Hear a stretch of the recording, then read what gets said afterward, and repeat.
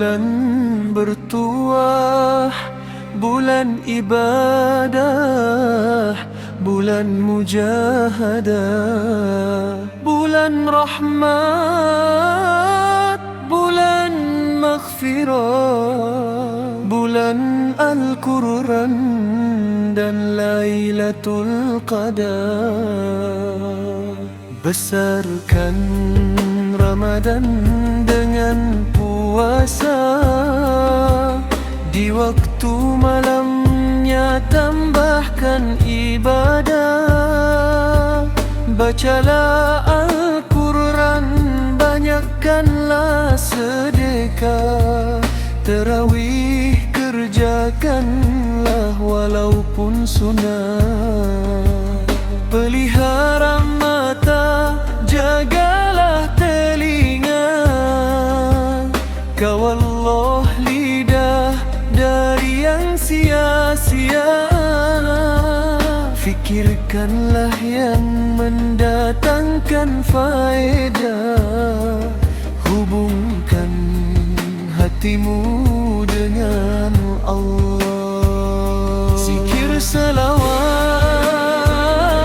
doa panjatkan, pahala Ramadan diganda-gandakan.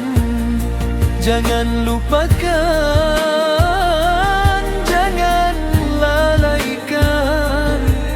Ramadan tiba setahun sekali. Bulan Ramadan, bayarlah fitrah untuk membersihkan hati dan diri, sebagai bantuan kepada yang susah, agar mereka gembira di hari raya. Allahu ya Allah, kepadamu kami beriman, keranamu kami berpuasa. Di bulan ini, bulan yang mulia, kami mohon rahmat-Mu ya Allah, keampunan-Mu wahai Tuhan.